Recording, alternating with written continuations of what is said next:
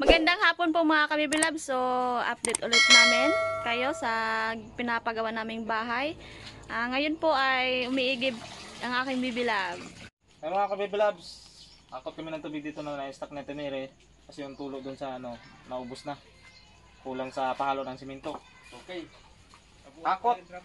Labor tayo ngayon. Nakakot yung mga nagagawa ng simento.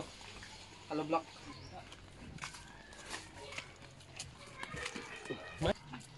Ayan mga kabibilabs. Nag-update kami nung last time. Wala pa yan, mababa. So ngayon after 2 days kasi nalipasan ng isang araw, matagal yung paggawa pa ng bin sa baba. So kaya yan, sa ginagawa nila ngayon, nag-asintada sila, dire-diretso na yan. So yun, hakot ng hollow block kasi naubos na yung hollow block sa madami silang nag-asintada mga magaling. Kami naman, naghakot kami ng tubig kasi naubos na yung tubig na pantimpla nila dito. Panghalo nila sa simento.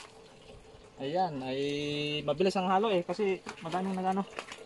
Sabit ng hollow block, asintada ang tawag. Ito mga kabibilab, tingnan natin sa loob. So ayan mga kabibilab, malapit-lapit na. Nakikita na yung image ng bahay. So yung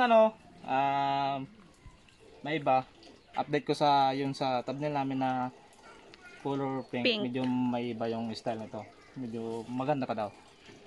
Okay, so makita natin daratingan sa plano ni Foreman. Okay, dito tayo. May magano. Mabilis sila magano. Dati mababa pa lang yan, no? Oo, baba pala ito. Ito yung reason na medyo natagalan mga kabibilab kasi yung pisto namin ng lupa medyo ayun nga, hindi lang medyo banggilid talaga, tabingi. So natagalan sila sa sa baba kasi mas madaming hollow block na doon para maabot yung level ng bahay. Gumawa sila ng beam. Ito matagal ito mga kabibilab. Ito beam tawag nila. Yan. Kung wala sana, kung pantay, wala na sana yan. Okay, so yan mga kabibilab. So estimated ng Foreman mga 4 days daw, mataas na. Mataas na yan. Nakita na yung So, may kita natin ang kung gaano kataas. Ang gawa nito mga kabibilab sa firewall daw para matibay sa bagyo o sa Foreman.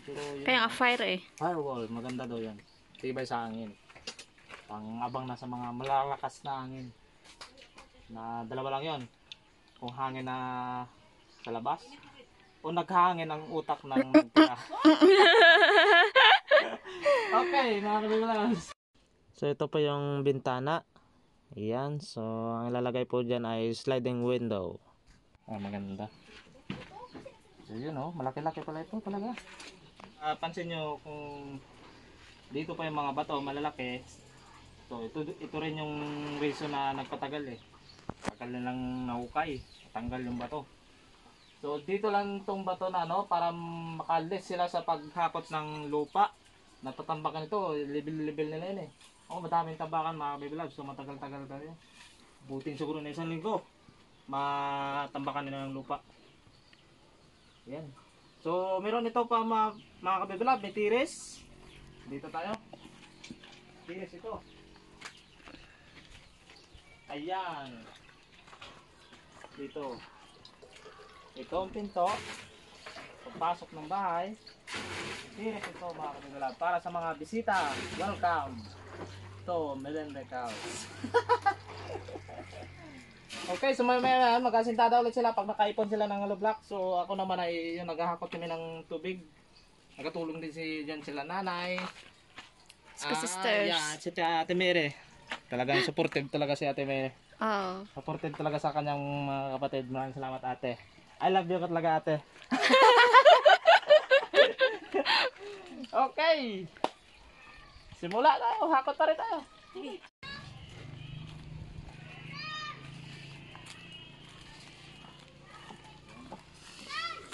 Hakot. Yan. So pag naubos ito, dala na ito doon. Mag-apaipon. Para ipunan ng tubig. Kasi kulang ng isang drum. Bilis. Ayun, yung second forma namin. Yes. Yan, busing. Malapit na. Kapit na. Lapit na mayari ang bahay. Mainit. Baras. Ayan, magkamirinda sila. So, meron din ako mga kabibilab, isang timba.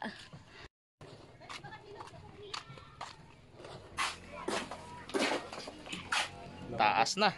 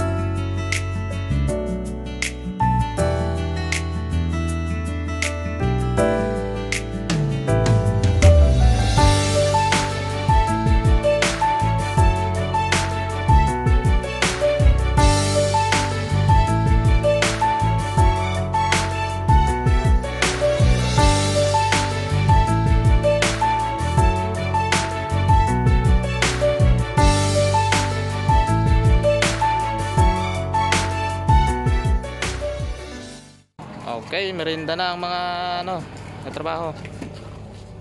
Yan. Ang gusto magkape ay magkape, mag-init na akong tubig. Saan yung kape? Juice, tinapay with palaman na peanut butter. Sa mga gusto magkape ay nakaiwalay.